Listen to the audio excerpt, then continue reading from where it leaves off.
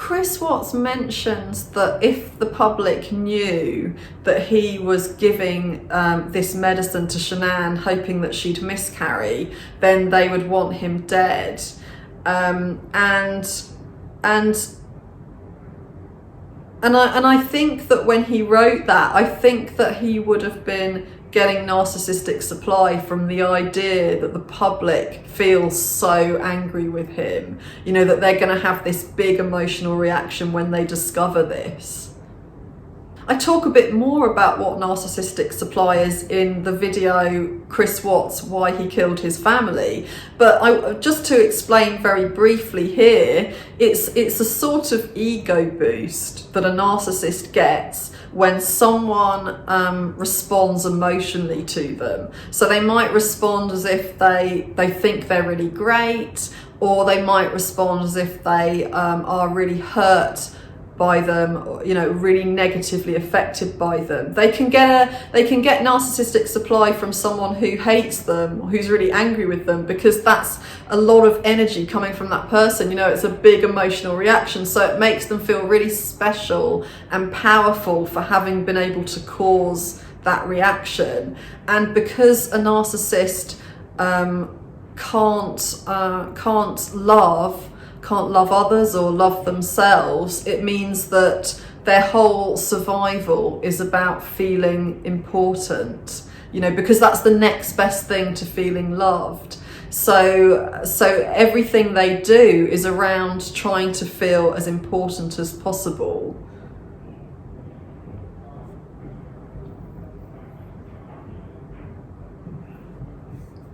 A covert narcissist will pretend to be really nice because that gives them narcissistic supply. If people really like them, you know, or think they're really helpful, as long as they are responding emotionally, that's going to give them narcissistic supply. And it's also a good way of luring victims in, you know, because they're going to be caught off guard if they think that he's a really nice, safe kind of person. And so then it makes it easier for them to trust him and to get used to being flattered by him and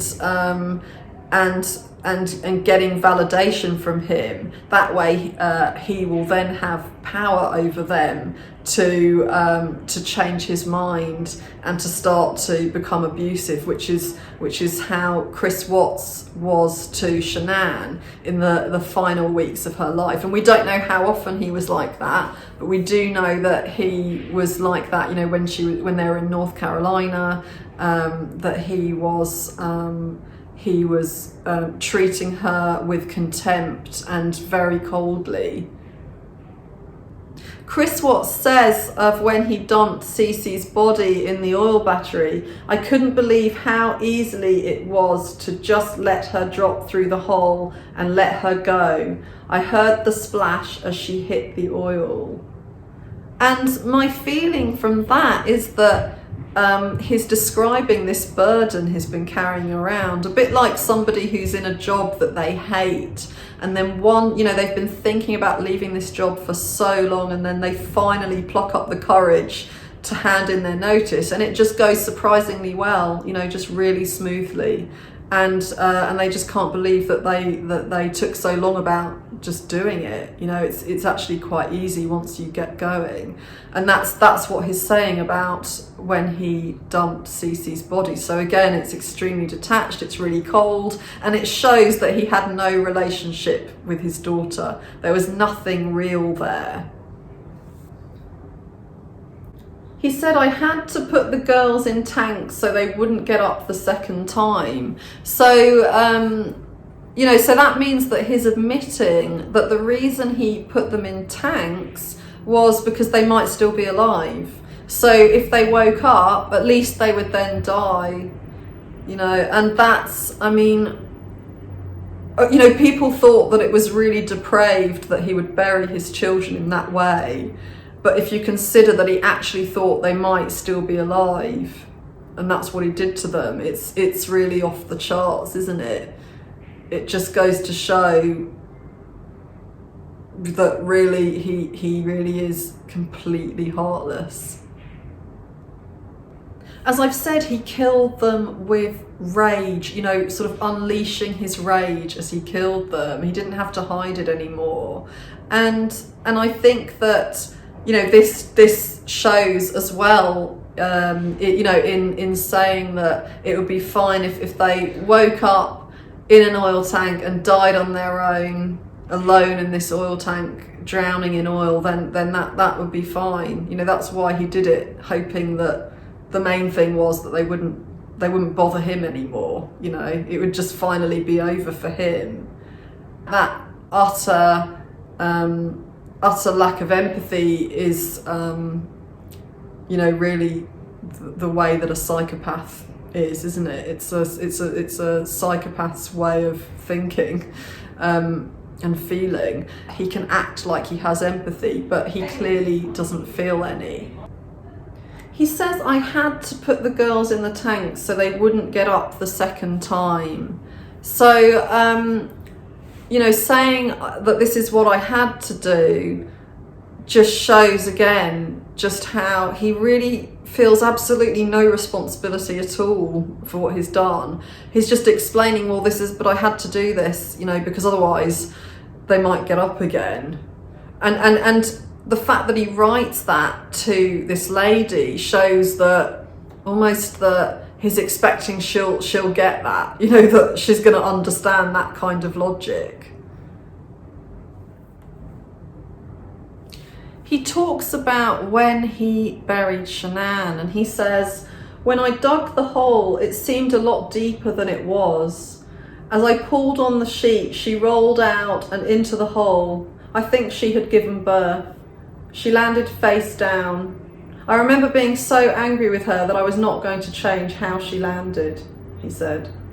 And this is something that I talked about in a previous video, Chris Watts, why he killed his family, just about how he was degrading Shannon. And I sort of mentioned before that the way that she was buried with her backside up, you know, that was the highest part of her, was again just a really degrading, shameful sort of position for her to have been buried in, and that was because of his rage, and that's what his saying now, that he was so angry with her.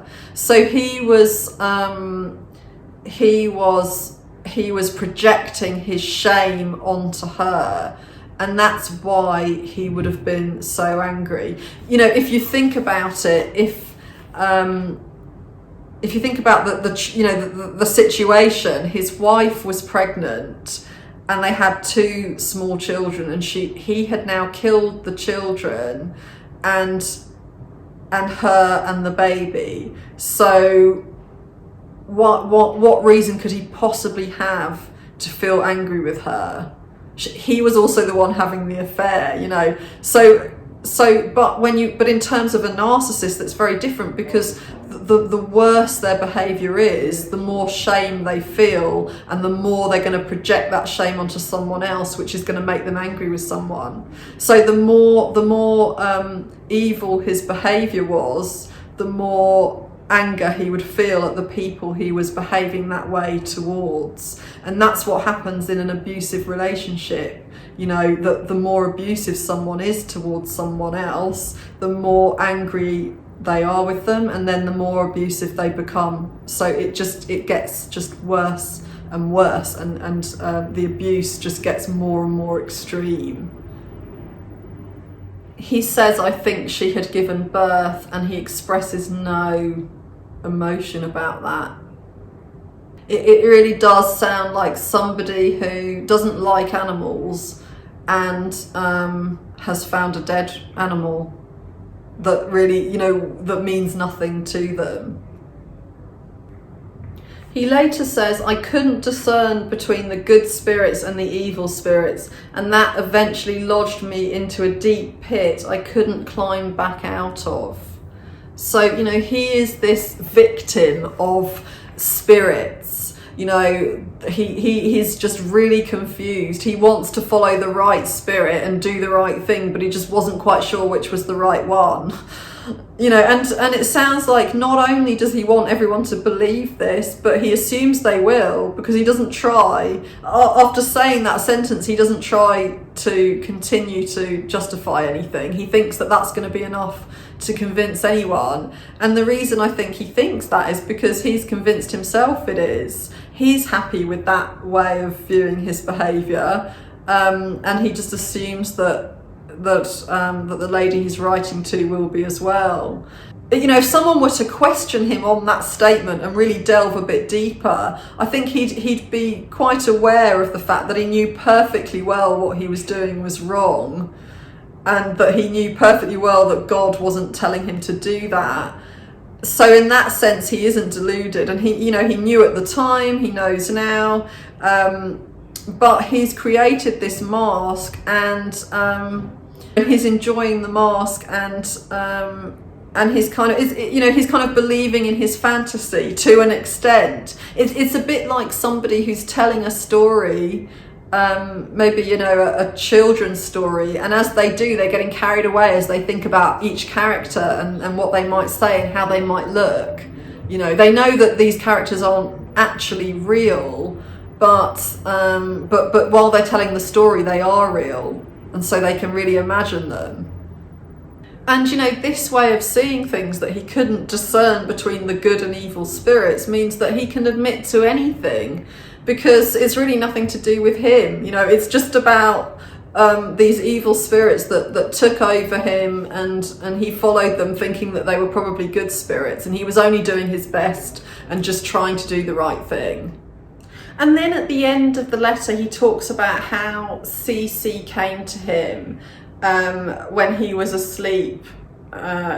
She was in his dream, that she was dancing around his chair.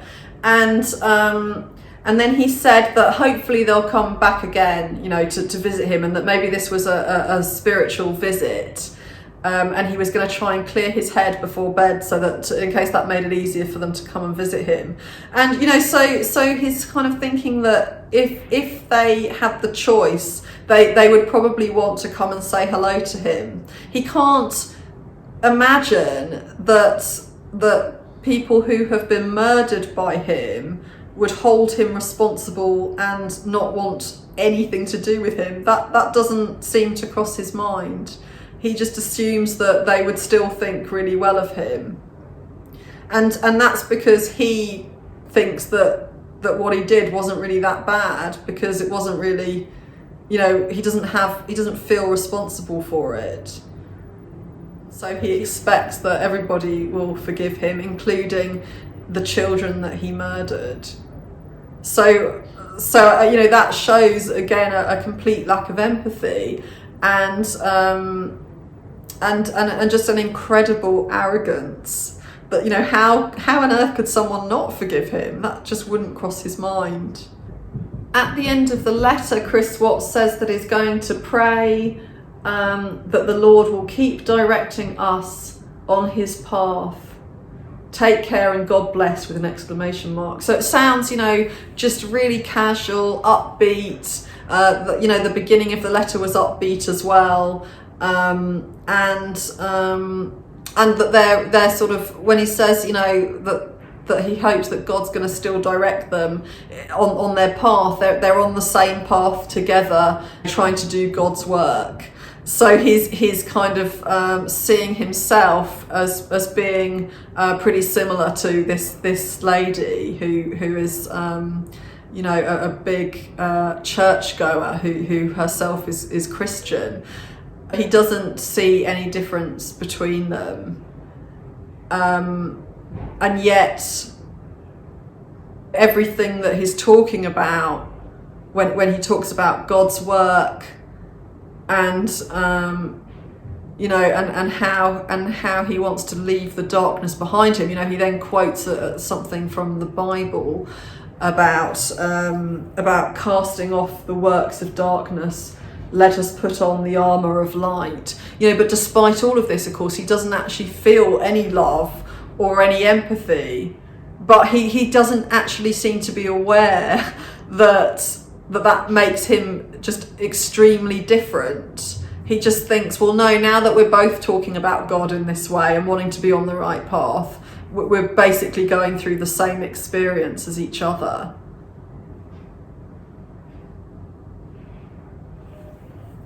So he has bought into his own mask. I'm adding this in here because I've just said that Chris Watts is a psychopath in the video, and I want to be more careful than that. I was saying it, I was using the term quite loosely, you know, in the way that most people refer to psychopaths, because by the way that he's talking and what he's done, that seems like the obvious conclusion. But I made a video about this called, hang on, let me just check what it's called Chris Watts, Timothy Jones Jr. and Patrick Frazee, Are They Psychopaths? And I did that because there's a lot of argument about who is a psychopath. What does psychopath really mean? You know, and there's different tests you can do for diagnosing a psychopath. And in the DSM-5 criteria, psychopath no longer exists as its own category. It's now under antisocial personality disorder. And while I'm on that subject, people have been asking, do I think he's a narcissist still, or do I think he's a sociopath or a psychopath?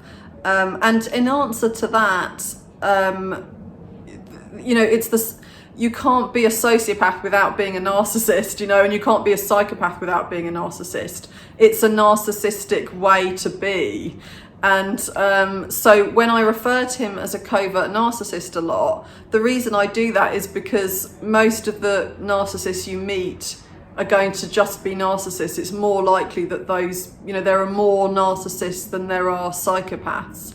So, you know, so I want to say that so that people can relate that to their own lives and the people they know, because Chris Watts will have a lot in common with covert narcissists that you might meet in real life, even if they're not going to kill you. So calling him a narcissist doesn't mean that I'm saying he isn't a sociopath or a psychopath, or that he doesn't have antisocial personality disorder. I'm going to leave it here, and in the next video I'm going to look at what Cindy Watts, Chris Watts' mother, has been saying in her book. So if you haven't subscribed, please subscribe, and I'll see you in the next video.